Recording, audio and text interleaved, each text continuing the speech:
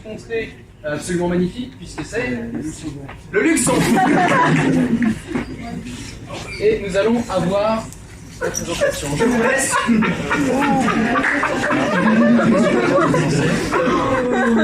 Voilà, présentation. Un applaudissement pour nous.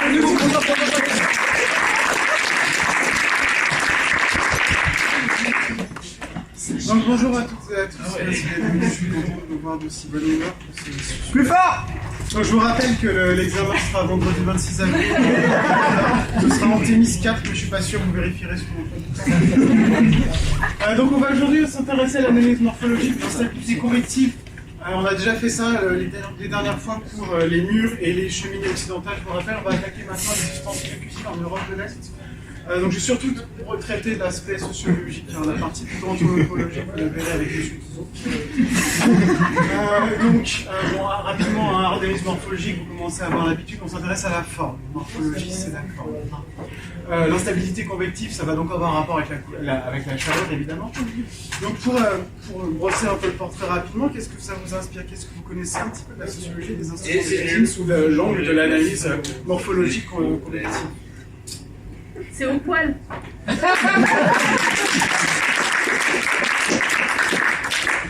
Madame Caro, quelque chose d'autre aussi? Les innovations en termes d'ustensiles de cuisine ont tout donné des classes populaires qui avaient accès à moins de matériel et donc devaient trouver des manières plus efficaces en ratio. Tout à fait, enfin, ils avaient surtout moins de chaleur en fait. Le gaz, quand on était dans les années 1930-1940, vous savez que le gaz de vie ça chauffait à 20-30 degrés, je ne sais pas chauffer grand chose. Bon, alors on va passer à la suite. Ça marche. Donc on va peut-être rapidement introduire le problème de la convectivité. Donc ça, essentiellement, on va regarder pour commencer le thé qui a été important dans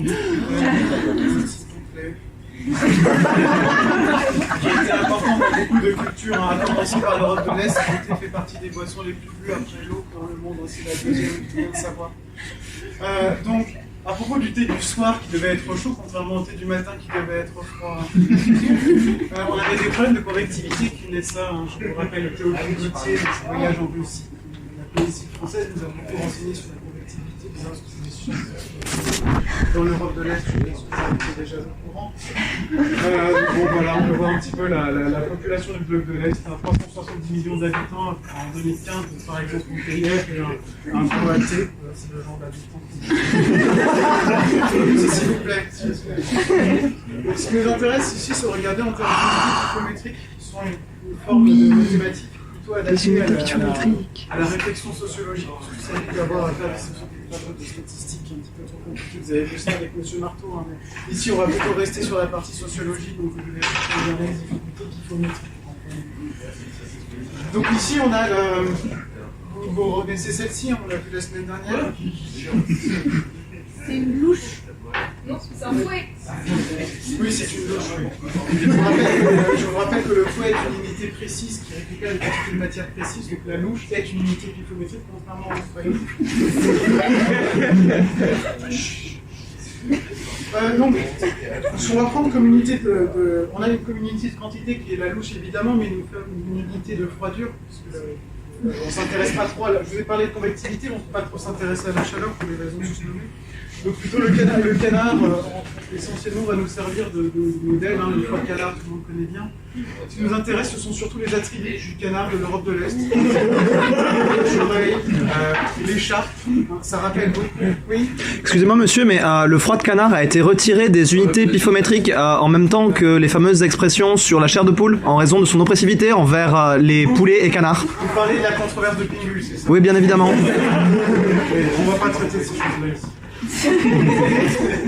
Donc en tout cas, nous on va fonctionner vraiment avec la normalisation française. On a l'union de la normalisation et la mécanique qui nous donne les normes essentiellement en unité de froidure piffométrique. Vous auriez pu regarder ici. Donc nous on va rester avec le canard de l'Est.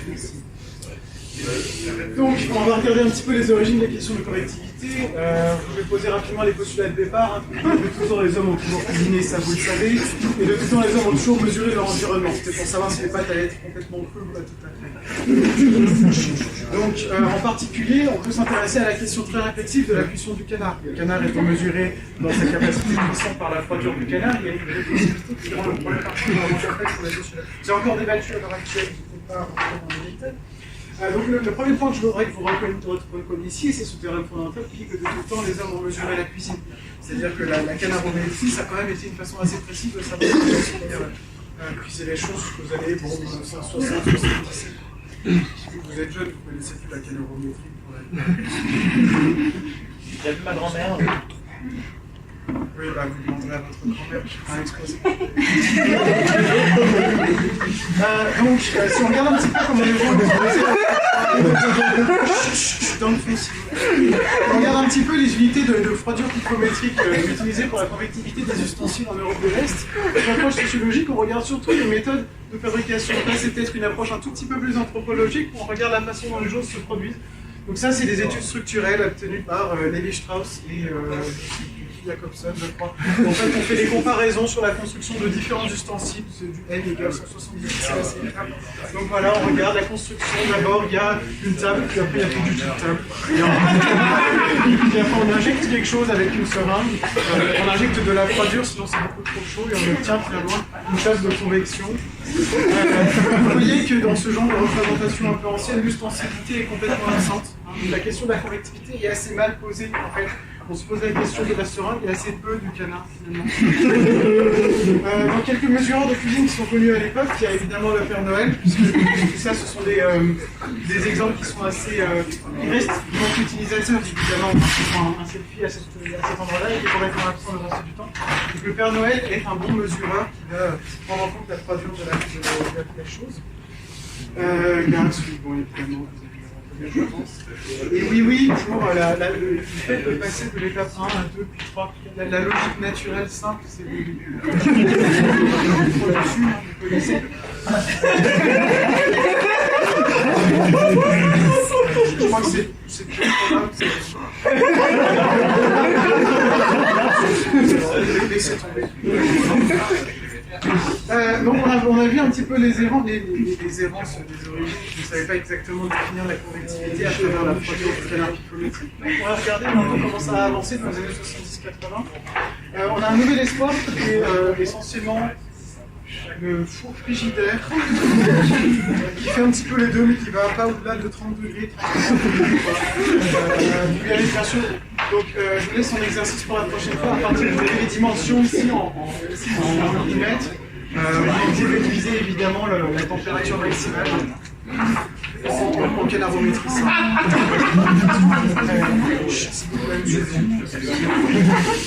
Donc ça, ce que vous voyez dans Star Wars, si vous avez remarqué, ça sert à... C'est essentiellement le four frigidaire permet de projeter des lames laser.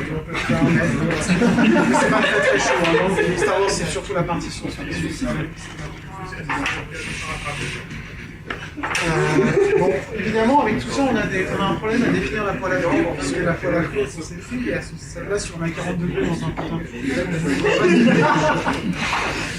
donc, on va tout de suite voir un petit peu ce qui est. On pouvait faire quand même avec une poêle à frire dans de telles conditions en Europe de l'Est dans les années 80 pour voir un petit peu les problèmes de convectivité qui se posaient vraiment sur la morphologie de la poêle. Donc là, on commence à attaquer les questions morphologiques. Vous voyez bien que la forme de la poêle est devenue importante, puisqu'on la retrouve dans la liberté vivante ici, elle a été abandonnée par un soldat qui a servi qui a été oxy par la pétrole, et puis on la retrouve dans l'assaut. Enfin, on retrouve surtout ce qu'il y avait plus dans c'est une technologie qui se développe à ce moment-là avec la problématique convective, évidemment, puisqu'ici, l'ASCO, on est à température zéro, il y a zéro convectivité possible, donc évidemment, vous comprenez bien qu'on est mangé tout. J'espère que ça se fait un peu plus clair pour vous maintenant, si vous avez des questions.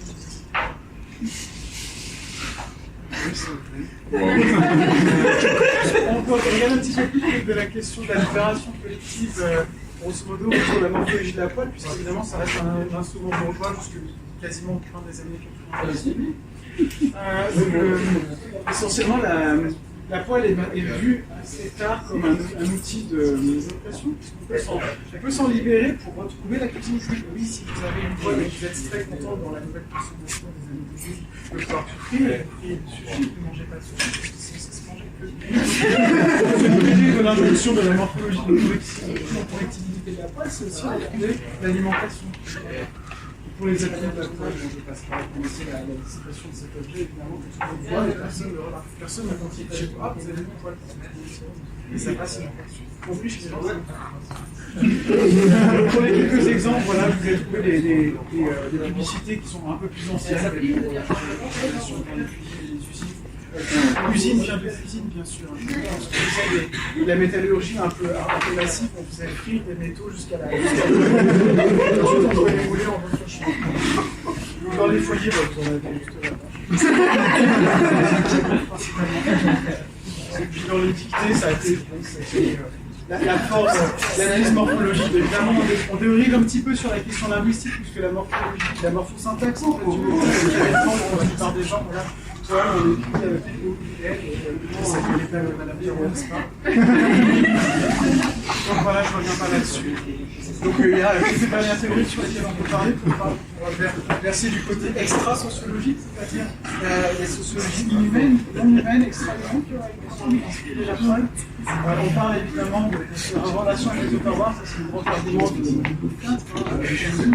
qui montre qu'il y a potentiellement une proximité structurelle entre la poêle et les Ottawa et qui se retrouve également dans la cuisine, puisque les gens sont stockés dans la même pièce, à savoir.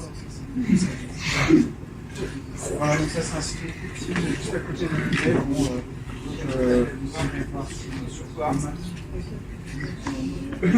Voilà, donc on peut terminer essentiellement sur quelques petits résultats comparatifs pour retenir bien ce qu'on a raconté.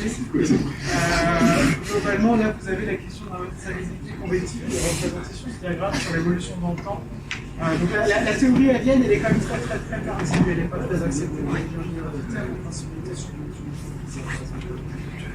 mais n'allez pas ressortir ça dans les années suivantes. On reste ensuite sur les trois types de problématiques qui ont inspiré le problème de la poêle, c'est-à-dire que la passoire était la proto-poêle, mais elle laissait passer de fibresse, il n'y avait plus rien à la fin. Le Tupperware, évidemment, il fondait des qu'on mettait sur le Suisse. Et puis le moule à gaufre, on mettait des choses à fruits, et puis ça faisait de tout. Voilà, donc en conclusion, on pourrait dire qu'il y a différentes topologies de la poêle, mais c'est surtout se concentrer sur la poêle standard que vous connaissez bien, hein, mais on peut bien entendu étendre ça à un scope assez large.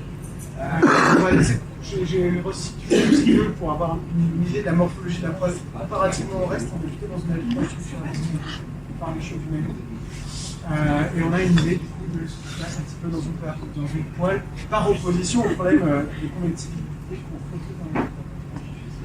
Voilà, et puis en Europe de l'Est, je sais que oui.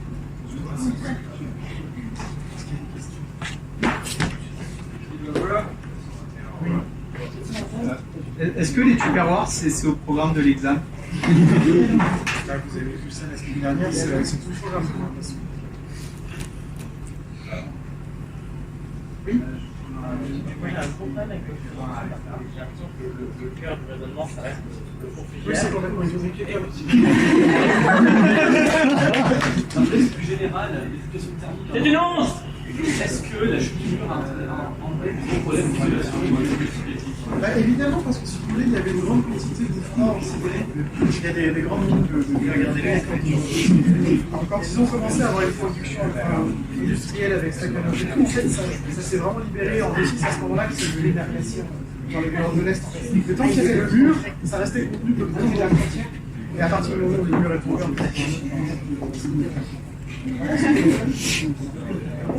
oui. J'ai une question sur la distinction entre casserole et entre passoire. Dans votre première slide, en fait, on voit que les casseroles ont des trous au niveau des manches. Et du coup, j'aimerais savoir si on peut les considérer comme des passoires à un trou, ou que c'est juste des casseroles à un trou. Tout à fait, oui. La passoire, en fait, la poêle a été pensée à la base que la réduction de la passoire à quelque chose qui soit topologiquement équivalent à un donut. Et donc on s'est rendu compte qu'en mettant tout au milieu de la poêle, en fait, les choses nouvelles, on l'a plutôt mis sur les mains. Est-ce que pour l'examen, il faudra sauter des lignes? En fait, comme vous voulez, je ne sais pas en rouge, parce que je ferais ça, je ne ferais pas dans les mains, de toute façon c'est écrit sur les copies. Alors, encore le temps pour une question. Oui. Est-ce que le fait qu'on n'ait pas utilisé de la chaudière par comparaison à la fois où on n'a pas de canard explique éventuellement qu'avec le frigidaire four, on n'arrive pas à dépasser des températures supérieures à 40 degrés?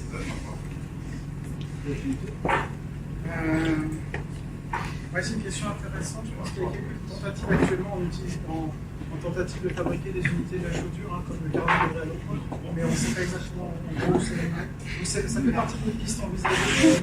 On va en parler après si vous voulez, mais c'est un petit peu un sujet.